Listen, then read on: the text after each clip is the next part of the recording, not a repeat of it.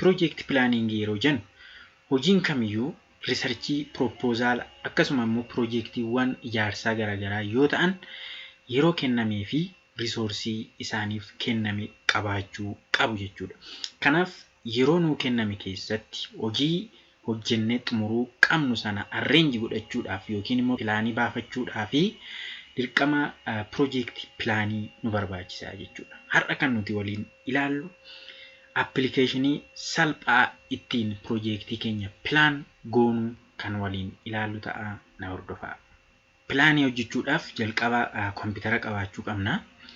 Koompitara keenya irratti applicationin amma isiniin jedhu kana project pilaanii kan hojjettu dirqama caanuu qabna. Sana gochuuf get into PC kan jettu browserii keessan irra galtanii internetii fayyadamuu qabdu. Browserii keessan irra seentanii get into PC kan jettu kana barreessitanii search gootu. Applicationicha download gochuu fi get into PC kan jettu kana erga barreessitanii booddee search jettuuni. Search erga jettanii booddee get into PC download free your desired application jedha. Applicationii barbaadan as jala galtanii free dha waan ta'eef download gochuu dandeessu jedha. Erga kana yala seentanii interface kana fakkaatu argattu. Akkas gara harka mirgaatti siqxanii click yoo gootan bakka itti applicationii barbaadan search gootanidha. Asirratti Microsoft Project jedheen barreessa.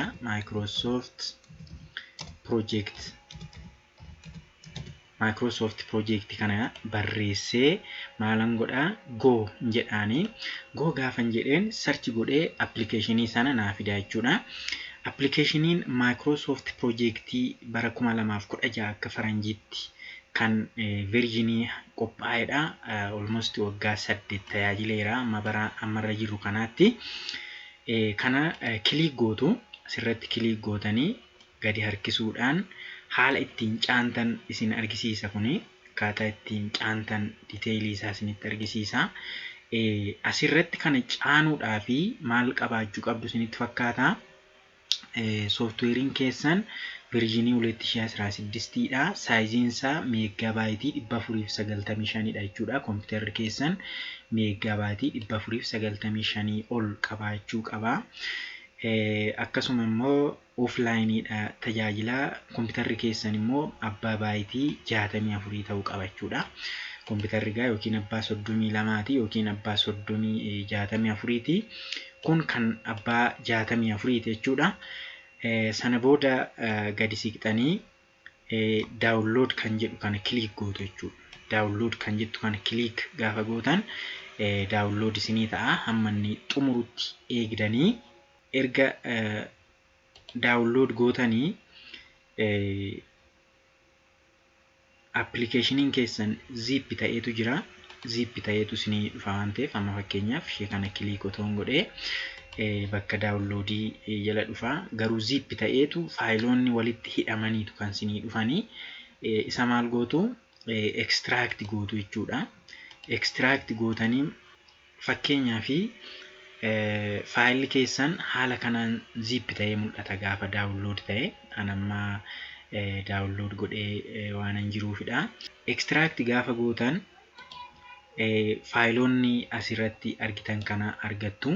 Sana booddee setup kan jettu kanarratti double click gochuudhaan install gootu jechuudha. Install gootu kompiitara keessan irratti. Gaafa install gootan simply install ta'a. Baay'ee install gochuun isaa nama rakkisu. Sana booda install gootanii gaafa bantan platformii yookiin immoo window haala kana fakkaatu argattu jechuudha. Kuni bakka nuti itti projektii keenya hojjennudha jechuudha. Fakkeenyaaf ani projektii proposaalaa tokko isiniif raafilii isinii tuttuqa. Asirratti yoo ilaaltan taaksii moodiin jira, taaksii neemiin jira, dureeshiniin jira, start datein, finishing datein, predecessor, resourcii fi akkasuma garaan immoo timeline dha jechuudha. Kun teebiliiwwan nuti resourcii akkasuma immoo taaksiiwwan keenyatti qopheessinudha. Bakka kanatti immoo bifa giraafii ta'een akkasuma bifa baarii ta'een yeroo nuti itti finnu sana display godhee nu argisiisa jechuudha. Fakkeenyaaf asitti propozaalaaf hojjenna isiniin jedheen jira. Fakkeenyaaf propozaala riisarchii tokko qopheessuudhaaf jalqaba irratti maalidha? Toppikii sarchi goonaa. Kanaaf topic selection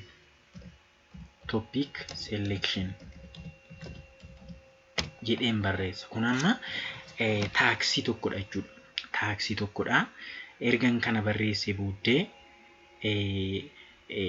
irratti double click yoon godhe yookiin immoo double click yoon godhe asuma bakka kana irratti double click yoon godhe maal fida seetanii topic selectioniin isa nama barreessedha. Gadi siqxanii asitti start date isaa isin gaafata. Start date isaa amma fakkeenyaaf amma har'aa Jaanuwaarii 1dha. Amma bakki haalli nuti jirru Jaanuwaarii 1 jedheen barreessaa. Topic selectionii keenyaaf torbee 2 yoo kennine fakkeenyaaf torbee 2 yoo kennine around guyyaa 15 tokko ta'a jechuudha. Guyyaa 15 tokko kennaaf jechuudha. Start date isaa bakka kanatti barreessee end date isaa immoo bakka kanatti barreessee jira jechuudha. Kanaaf asitti ol siqxanii taayitiliiwwan mata dureewwan gara olii kana yoo ilaaltan riisoorsiin nu barbaachisu maalidha? Tokko intarneetiin nu barbaachisa. Internet akkasuma immoo lammaffaa irratti immoo akkasuma kompiitarri nu barbaachisuu danda'a yookiin PC jenna. Kan biraatti daddabaluu dandeessu gaa riisoorsii dirqama isin barbaachisu sana booda okay yoon jedheeni argitanii automaatikaalii guyyaa jalqabaa fi guyyaatti dhumu akkasuma riisoorsiiwwan na barbaachisan illee naa kaa'ee jira jechuudha. Topic selectioniidha. Taaksiin kooyuu guyyaa meeqaaf turachuudha? Guyyaa 11dha. Jalqabni isaa Wednesday roobii gaafa tokko Jaanuwaarii amma keessa jiru kana gaa bultii 11fidha jechuudha. Sana booda bahariin timeline irratti maal kaasetanii baharii guyyaa 11wwan kana Jaanuwaarii 1 kaasee hamma Jaanuwaarii 1 kaasee amma Jaanuwaarii 11tti jiru sana haala kanaan baharii kaa'aa jechuudha. Amma itti aanee immoo toppikiin keenya itti aanu immoo fakkeenyaaf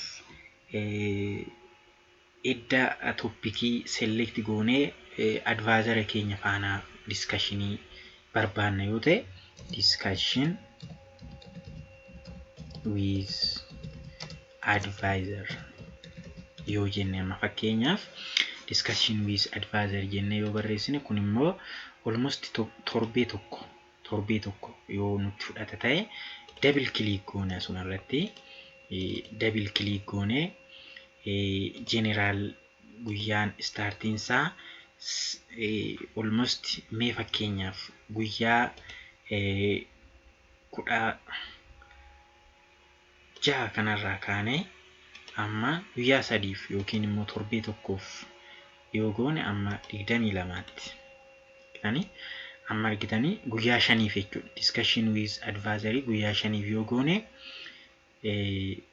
Tuesday Jaanuwaarii dhuma gaafa 16 jechuudha. Jaanuwaarii 16 kaane amma 22tti bahariin keenya haala kanaan nu argisiisee jira jechuudha. Yaa'u asirratti maateriyaaliin nu barbaachisu jechuu dandeenya yookiin immoo waan barbaadan itti dabaluu dandeessu. Asirratti garuu predecessor kan jettu kun dependency waan jedhamudha yookiin immoo fakkeenyaaf toppikii advaayizara faana haasa'uun toppikii keenya irratti hundaa'a yoo ta'e taaksiin jalqabaa kun isa lammataa kanaaf murteessituu waan taateef asirratti maalan barreessaa the tax 1 is tax 2 is based on tax 1 ta'a jechuudha. Idanii taaksiin keenya inni lammaffaa kun taaksii jalqabaa kana irratti waan hundaa'uuf taaksii lakkoofsa tokkoffaarra jirtu kana asitti yoon barreesse ishii lammaffaa kun taayitilii keenya irratti waan hundooftuuf asirratti immoo taayitil baarii keenya irratti maal godhee jira jechuudha? Xiyya argisiisee jira jechuudha. Okay. Mee erga kana goonee booddee erga kana goonee booddee taayitilii kana gubbaa irratti fakkeenyaaf literature review jenna yoo jenne double click goonee literature review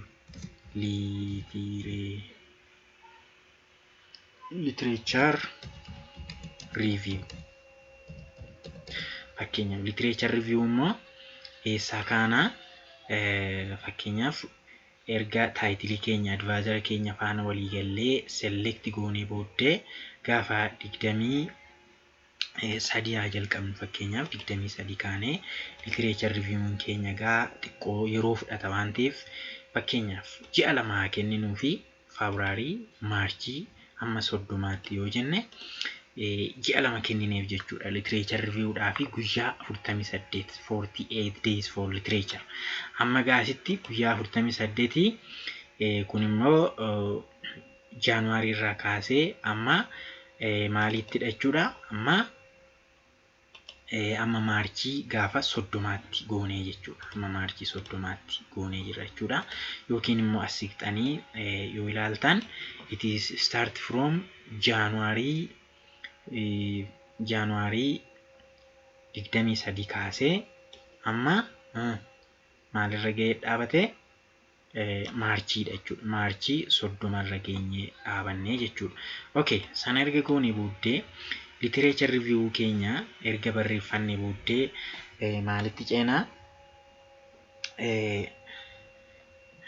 asirratti literature review hojjennee gaaffii argannee problem statement keenya qopheeffannee erga goonee booddee for example let us data collection jennu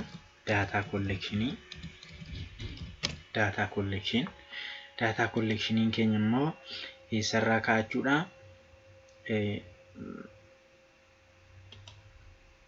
data collection February March irraa kaanu fakkeenyaaf okay April 1 irraa kaanu April 1 okay let us give asirraa ji'oota argitu yoo ta'e ji'a Maarchii April jedhee isinitti hima kanaaf data collectioniif torbee 2 yoo kennine fakkeenyaaf April amma 15tti yoo ta'e data collection keenya akkatti kenninee jira jechuudha okay mee fakkeenyaaf ishee kana akkas harkisnu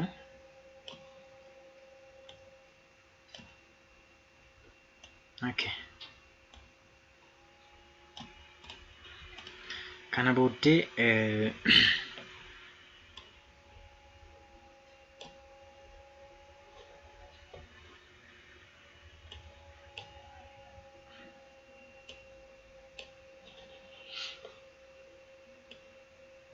okay timeline keenya gaa la kanaani okay data collection itti aansinee fakkeenyaaf data pre-processing jennu fakkeenyaaf data pre-processing kanammoo guyyaa kenninaa fi data processing dhaaf let us double click goone April keessa deemne April 15 kaanee 6 kaanee amma 30tti haa kenninuu fi torbee 2 okay April amma 30tti goona jechuudha okay haala kanaan maal godhaa deemaa argisiisaa deema jechuudha fakkeenyaaf data pre-process goona yoo ta'e dataan kun dirqama dataan dura collect ta'uu qaba waan ta'eef isheen kun isa kanarratti waan hundooftuuf bakka kana dhufnee isheen kun tax name keenya arfaffaarra waan jirtuuf bakka kana 4 barreessina jechuudha okay 4 gaafa barreessinu asirratti xiyyiin mul'ata akkasuma gaa taaksiiwwan itti aanan itti fufaa deemna jechuudha okay data collect goone data pre-processing analysis jira data analysis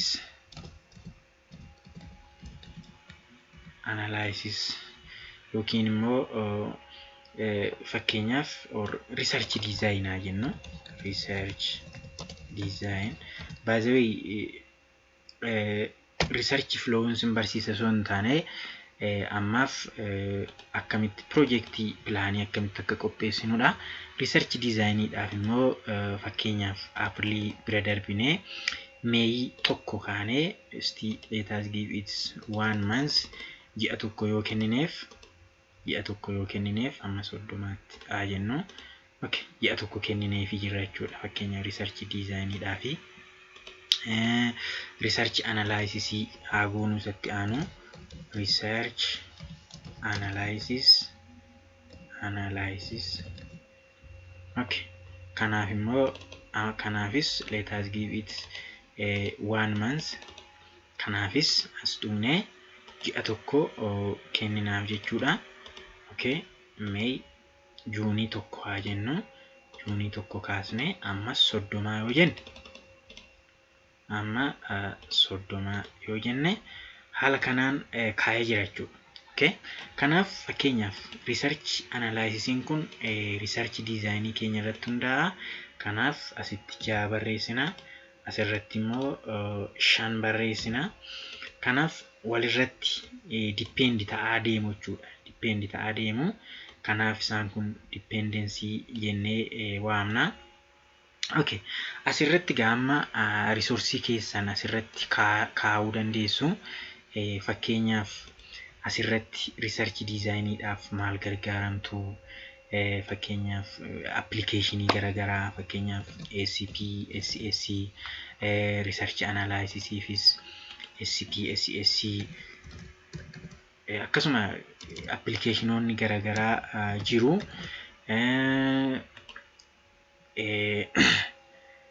Data collection fis immoo akkasuma resourceewwan isin barbaachisan in keessu. Haa ta'u malee ishii kana akkas harkistanii xiqqoo ishii akkas buttanii bakka kana yoo dhuftan add new column jedha. Asirratti yoo tuqxan maal argitu seetan barreeffama baay'ee asii gadee jiru wayii argitu bakka kanatti. Barreeffamni kun fakkeenyaaf hojiiwwan garagaraa asirratti dabaluu dandeessu. Koostii ni laallata yoo ta'e baseline, duration maal warra jedhaman kana hunda isaanii fakkeenyaaf koostii isin fixufaatti dabaluu barbaaddu yoo ta'e asirratti add gochuu dandeessu jechuudha. Koostii fakkeenyaaf doolara data collection nama fakkeenyaaf data collectioniin doolara sin gaafata yoo ta'e fakkeenyaaf amma $10 sin gaafata yoo ta'e $10 jedhee barreessa jechuudha. Akkasuma kan warra kaanis qarshii yookiin koostiin barbaachisa yoo ta'e haala kanaan itti dabaluu dandeessu jechuudha. Ammas add kan jedhu sana irratti tuqxanii kanneen biroollee as keessa select gootanii isiniin hojii keessan faana kan wal ilaallatu dabaluu dandeessu. Jalqaba irratti amma fakkeenyaaf complete kan jettu jirti. Completein kun immoo fakkeenyaaf isa jalqabaa irratti data topic select gaafa goone almost xumurameera jechuudha. Topikii keessa select gootanii xumurtaniitu yoo ta'e almost 100% dha ta'a jechuudha. Kanaaf 100 gaafa barreessitan almost xumurameera jechuudha. Kitanii xumurameera jechuudha. Asirratti timeline keessan dhuftanii yoo ilaaltan maal godha jechuudha. Xumurameera isa ta'e hide godha jechuudha. Sirriitti hide godha jechuudha. Bakka kanarratti percentii guutuudha jechuudha. Fakkeenyaaf discussion with advisory xumurameera yoo ta'e it is almost maal goona jechuudha. 100% goona jechuudha. Sana booda innis maal godha jechuudha. Ishiin kun hide taati jechuudha. Mee asitti milestone kan jedhu yoo itti daballe milestone fakkeenyaaf as keessa milestone kan jedhu search goone yoo itti daballe fakkeenyaaf milestone jira jechuudha bakka kana. Milestone keenya almost wanta hojjennu sun xumurreerra yoo ta'e yookiin immoo touch gooneerra objektiivii keenya yoo ta'e yes jennaan jechuudha. Yes jennaani. Yes gaafa jedhu maal gooti ishiin kun diamond formiitti jijjiiramti jechuudha. No yoo jenneen objektiiviin keenya sun hin xumuramne jechuudha. Garuu yes yoo jenneen haala kanaan diamond formiitti jijjiiramti jechuudha. Ishee kanas yes yoo jenneen almost isaan kun lamaan complete ta'aniiru jechuudha. Milestone keenya egaa asirraa arguu dandeenya jechuudha. Yes fi no jedheetu kan inni barreessu. Akkasitti asirraa ammoo haala kanaan as buttanii achi butuudhaan milestone ishee kanas harkisee asirraa yoo ilaaltan timeline keenya kana fakkaata jechuudha. Timeline keenya kana fakkaata. Akkamitti akka resource barreessinu, cost akkamitti akka barreessinu, akkasuma dependency akkamitti akka barreessinu ilaalleerra jechuudha. Egaa asitti fakkeenyaaf data collectionii haa ta'u, akkasuma research design haa ta'u, parent fi child wanti jedhamu jira. Fakkeenyaaf mata duree kana jalatti, mata duree tokko isaa jalatti kan jalatti xixiqqaatanii jiraatan jiru yoo ta'e fakkeenyaaf research design kanarra jala jiru yoo ta'e maal goona ishee kana click gochuudhaan yookiin immoo ishee kana click gochuudhaan asirratti fakkeenyaaf ishee kana click godhee kana yoon tuqee maal taati kun research designiin parentii ta'a, research analysisiin immoo child ta'a jechuudha. Maaliif isa kana jala jira jechuudha.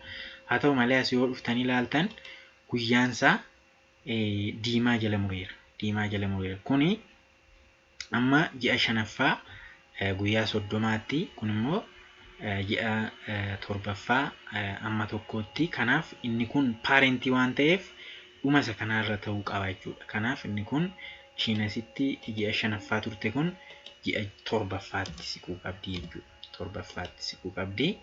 Sana booddee hin sirreessaa jechuudha haala kanaan. Ji'a 7ffaa isheen kunis gaafa 30 ta'uu qabdi jechuudha. 30. Okay. Haala kanaan sirreessaa deemna jechuudha. Projektii egaa haala kanaan kan nuti qopheessinu. Egaan projektii keenya egaa asirraa manage gochaa asirraa ilaalaa yeroo kennameef sana keessatti akkasuma immoo resource qabnu sana gargaaramnee yeroo isaa keessatti fixaa deemna jechuudha. Egaan wanti isiniin galle yoo jiraate gaaffii yoo qabaattan, comment yoo qabaattan naaf barreessaa.